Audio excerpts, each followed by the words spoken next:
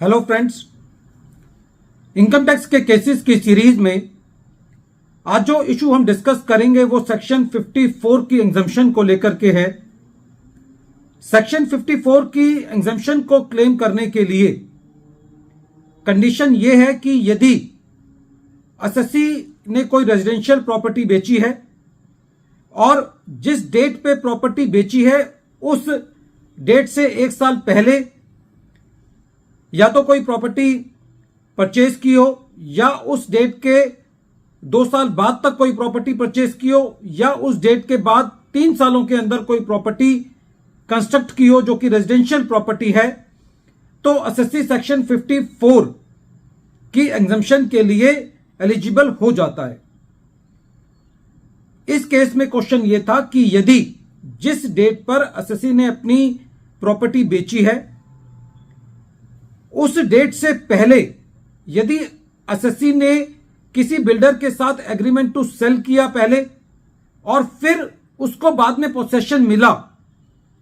तो जिस डेट पर एसएससी ने एग्रीमेंट टू सेल किया उस डेट से या वो वाली डेट जिस डेट पर एसएससी को उस प्रॉपर्टी का पोसेशन मिला उस डेट से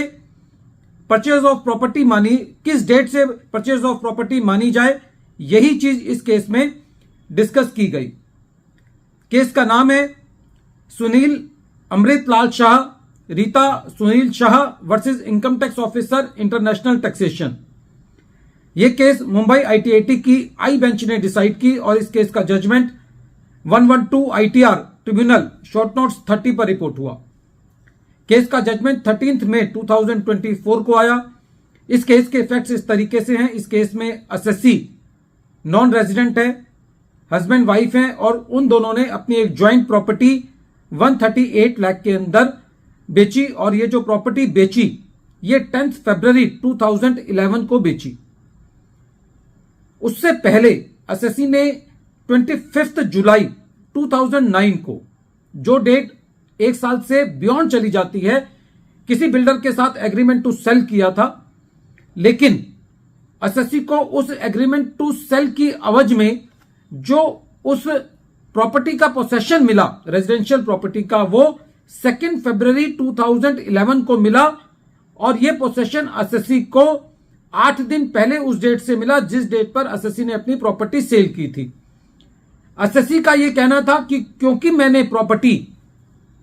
एक साल पहले परचेज कर ली है इसलिए मुझे सेक्शन 54 की एग्जम्पशन मिलनी चाहिए। Assessing officer purchase of property को डेट ऑफ एग्रीमेंट से कैलकुलेट कर रहा था। डेट ऑफ एग्रीमेंट 25 जुलाई 2009 थी जो कि एक साल पहले की पड़ रही थी। तो डिस्प्यूट खाली यह था इस क्वेश्चन में कि purchase of property agreement to sale से मानी जाए या जिस डेट पर एसएससी को पोसेशन मिला, जब बिल्डर को ऑक्यूपेंसी सर्टिफिकेट मिला और उस ऑक्यूपेंसी सर्टिफिकेट मिलने के बाद उस प्रॉपर्टी को इनहेबिटेबल डिक्लेयर किया गया तो उस डेट से ली जाए। असेसिंग ऑफिसर ने एसएससी की बात नहीं मानी और यह कहा कि मैं एग्रीमेंट टू सेल से लूंगा और एसएससी को सेक्शन 54 की एग्जम्पशन नहीं दी। सीआईटी अपील ने भी असेसिंग ऑफिसर के ऑर्डर को अपील रखा, लेकिन जब यह मैटर ट्रिब्यूनल के पास गया तो ट्रिब्यूनल का यह कहना था कि सेक्शन 54 को यदि हम पढ़ते हैं तो वहां पर जो सेक्शन की लैंग्वेज है वो ये कहती है कि जब एसएससी ने एक साल पहले प्रॉपर्टी को परचेज कर लिया हो, तो यहां पर ट्रिब्यूनल ने right to purchase of the property और परचेज ऑफ द प्रॉपर्टी में डिफरेंस को बताया